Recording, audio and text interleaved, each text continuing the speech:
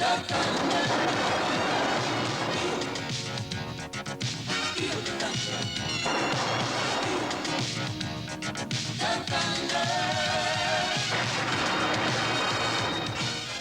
13, the leader in sports television, presents Air Force Football 1986 with head coach Fisher Deberry. Sponsored by the First National Bank, McDonald's, USAA Insurance, and True Value Hardware. Now your host, John Eves. And good evening, everybody, from our Channel 13 studios. Again, the final score Saturday, Air Force 24, Hawaii 17. First game, and Coach, after the ball game, you said you thought it might come down to the very end of the game, and that it did. Well, John, you know, having such a young football team, and we anticipated there would be a lot of errors, and it sure were. But, you know, we felt like certainly the two teams would be so evenly matched. You know, Hawaii had such a veteran team returning, and I knew we were going to have to fight for everything we got. And we tried to condition our players that it would come probably down to the last 5 minutes, and really felt like the conditioning of our football team would make the difference in the overall outcome of the game. Being down on the sideline, I could not believe the size of Hawaii, especially number 75. He was 325 pounds. They said he was 400 when he got to the school. They're really as big as any team you're going to see this year. I don't believe we'll play a bigger team that has a bigger offensive front and maybe even bigger defensive front. John, they were good. They were as good as I really anticipated them being. I've got to give a lot of credit to our defensive front. Ty Hankermer and John Steed and Spiewak and Hennings. Boy, what a great job they did all afternoon. They never gave up. They kept pressing, but boy, there was a big size differential up there. And then, of course, that Hawaii defensive front really put a lot of pressure on our offensive front. All right, Coach, we've got all kinds of highlights. We're going to take a look at Saturday's big win by Air Force 24-17. We'll have that and much more right after this.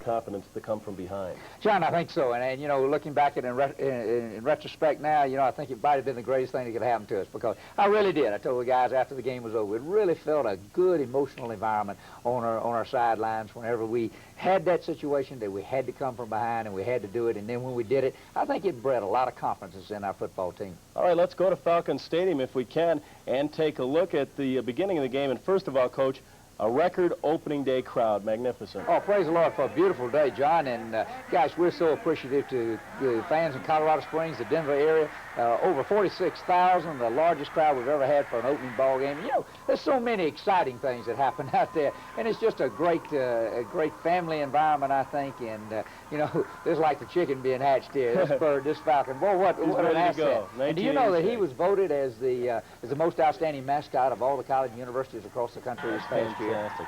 Now, how'd you like the noon kickoff?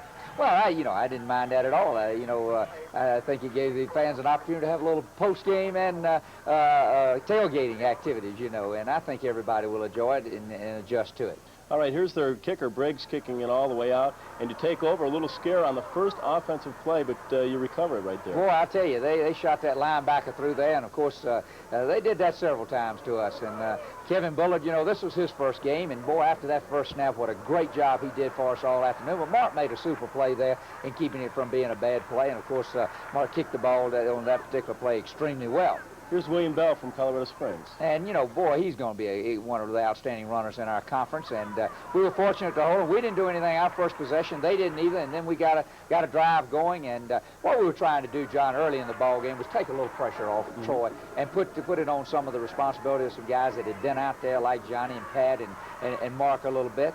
And, of course, this was a fine play here to Johnson, their wide receiver. And he scares me to death every time he's got that ball in hand. But we swapped the ball again now. And this is called option pass or run. And they read the pass pretty well and hung, and Mark did a great job of turning it back up the field and got us, you know, a fine play out of that. But again, we turned the ball over, and of course, you know, we turned the ball over, John, at our end of the field, and that's bad when that happens.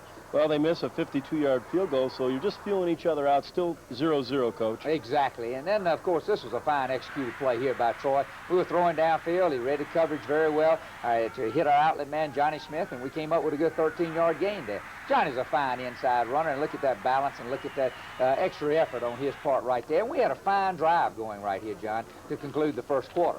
All right, we move into the second quarter already, and we'll start it off with Mike Johnson, a 37-yarder. Boy, I'm telling you, Mike really, really far exceeded our expectations. We know he's got a strong leg.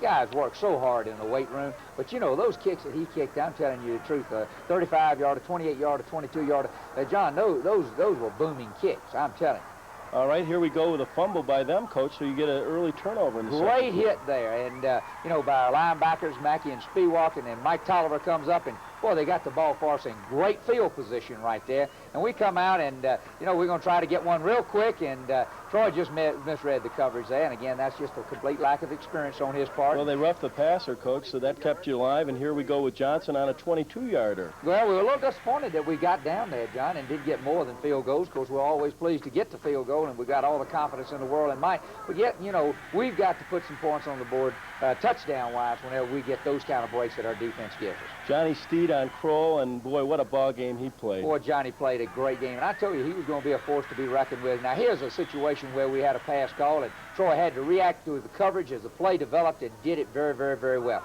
Thought we, you know, had him beat right here, and this is Anthony Roberson from out at Sierra High School, but hey, that's a defensive tackle. That's running how fast a 4-4 guy down.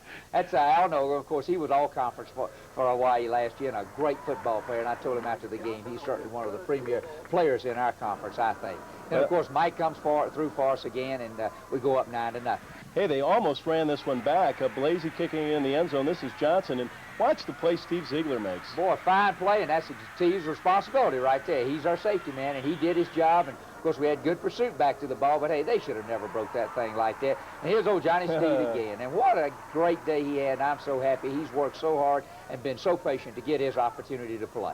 Tommy, what can you say about Tom Rotella? Almost broke this one. Boy, this was a great play right here. Some great blocks. Look at those blocks in there. Tommy gets it down the side, and John, you know, he's got good speed. And he's a game-breaking guy. There's no question about it right there. And, of course, this is William Bell, just between him and the goal line. And William makes a great play right there, but we get that ball on a 57-yard return. And what great field position for our offense now. Well, that's going to set up your first touchdown, and a great effort right here by Pat Evans. Great effort, but a fine read by Troy Calhoun. And that was an option play all the way right there, and he read it exactly right. And, of course, Pat carried it in, and that was the first touchdown of the season. Of course, our guys are very happy, and they're coming together as a solid football team. 16-0, but they do mount a drive right towards the end of the second quarter. He's a fine quarterback. Boy, he really is. Eric Tipton, of course, you know, last year he threw for 327 yards in the opening game. But that young guy right there, Dias, is a great receiver. He made some clutch catches across that middle yesterday. And, boy, this is... Just out of bounds. Wow, what a way. He really put it in there. Great effort on Dias's part, but just barely out of bounds. Had pretty good coverage on the play by Tommy. And, of course, Valverde, their field goal kicker, comes through for him the last play of the first half. And, you know, he's only 5'3". All right, Coach, time of possession, you're looking great. It's the end of the half. You're leading 16-3. You've always told me the beginning of the third quarter, a lot of the time, is the most important part of the ball game, and you guys came out a little bit flat. What'd you say in the locker room? Well, I told them, you know, exactly that. I said, man, when we go back out there the first 5 minutes, we got to create the same domination we'd had. And I was pleased that we had been able to keep the ball as long as we had in that first half. And, you know, our defense was pretty rested, but, you know, we go back out there, and dadgone it, we stop them, and then we get the ball, and we can't move for 3 plays, and then all of a sudden, they begin to get a little momentum in the game. And they have some good drives, but yet we hurt ourselves with some costly penalties, too, in those drives. All right, let's go back out to the second half right here. Here's the kickoff, Coach. Good coverage right there, and again, we look at the number of blue jerseys down there, and we get that ball down around the 20-yard line, and that's exactly what we want, and force them to punt.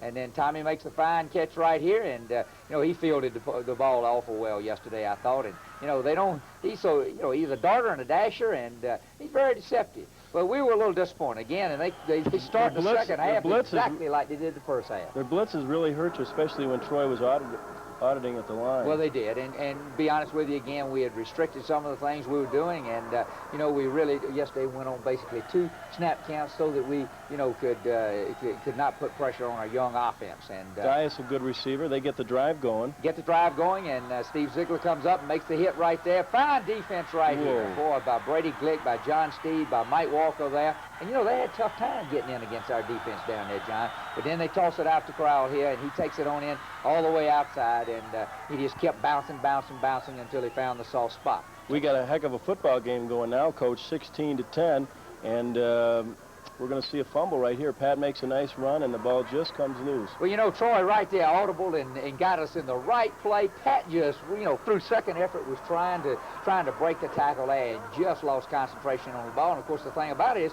we gave him the ball in such good field position. But Johnny Steed, again, comes up for a big play, a tackle for a loss, and, you know, we're feeling pretty good. And then all of a sudden right here, they throw that ball again. Right in between two defenders. I'm telling you, Dice, he really came up with some big plays. And, you know, we had double coverage on that guy on that play. Did you? So that shows you the ability of Tipton and Dice and the combination that they have right there. Well, I don't know if he got in, but they called a touchdown. And, Coach, you got a tie ball game. They're going to kick the extra point right here. And what are you thinking? Well, you know, I felt like we still had plenty of time in the ball game. The only thing that concerned me, John, is that our offense had been out there 3 possessions now, and we had been, you know,